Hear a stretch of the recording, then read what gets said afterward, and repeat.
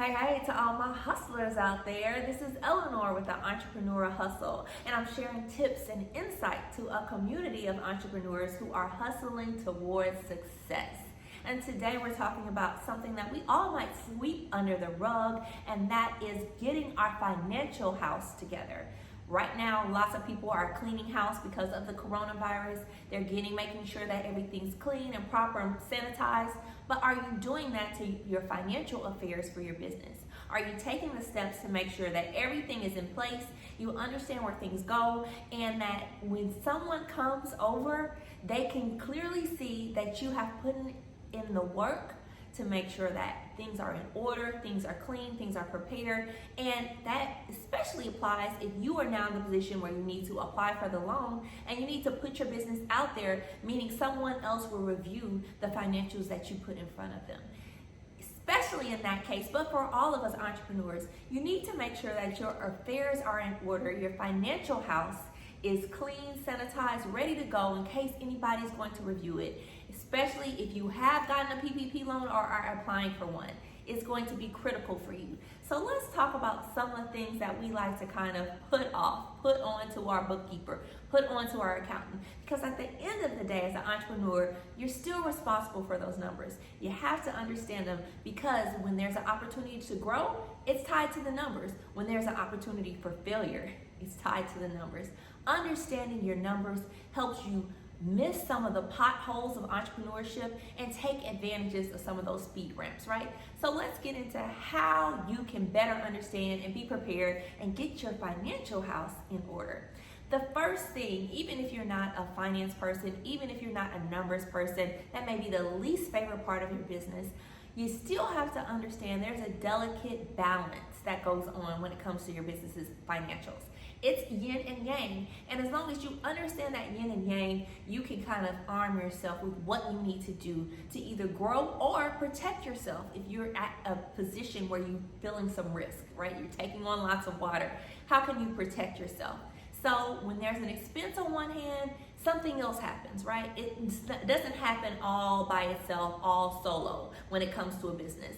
So understanding that ebb and flow of your business when it comes to income and expenses. Our income, our capital expenditures, our income and how you're treating any revenue or any income that needs to come to you as the business owner. Understanding all of these ebbs and flows, how that yin and yang of business finance works, get you prepared to put your books in front of lenders, put your books in front of potential investors, protect yourself from the things that are coming or have come because of the coronavirus. So understanding that ebb and flow of your business is important. And that leads us right to our second point, which is engaging with your financial professionals. I know. I like Vicky too, and he said my accountant handles that. So many of us just say, hey, my accountant or my bookkeeper is the person who handles those numbers. All I'm in charge of is getting in the sales or getting in this or doing that or making sure we're getting income. But if anybody hasn't told you today, let me tell you, it's not how much money you make, it's how much money you keep. So you want to make sure you're really engaging with your financial professionals. Perhaps there's opportunities to save money. Perhaps there's ways you did not think of to make money or keep more money in your pocket. But if you only hand your books off to someone else and let them tell you what your numbers are without engaging them with how can I do better? How did I get here? What is this? Maybe there's some spreads that I can take advantage of that I haven't thought of. You have to have that conversation because if not, like you're doing your job, they will continue to do their job. If you engage them, you'll be surprised about how much you can learn about financials in your business and how you can better tell your business story through your financials, right? Because if you put together a beautiful business plan, but your financials at the end doesn't make sense, either you don't understand your plan or your plan doesn't understand you. Either way, it gets you nowhere. So talk to your financial professional, especially if you're uncomfortable in this area, making sure you understand how it all works together. And last but not least, nothing else, know your metrics. What is your rate of return? How much are you spending on your payroll? How much is your rent in compared to how much money you make?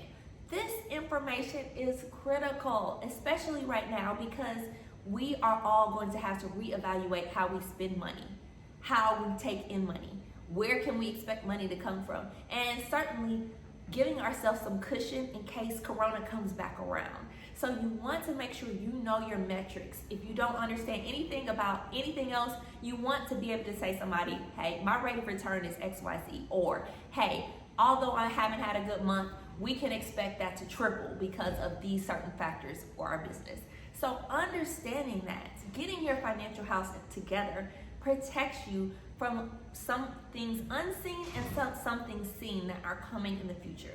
So that's our tip for today. Get your financial affairs together. Clean up financial house, right? Be prepared for presenting your business for a loan or a lender, or presenting your business or your PPP loan so that loan becomes a grant, which we'll talk about later this week. So that is my tip for today. Make sure you like, share, subscribe to the Entrepreneur Hustle. And if you have a topic you want to talk about, hey, we're a community. Get in on this conversation. Thanks so much.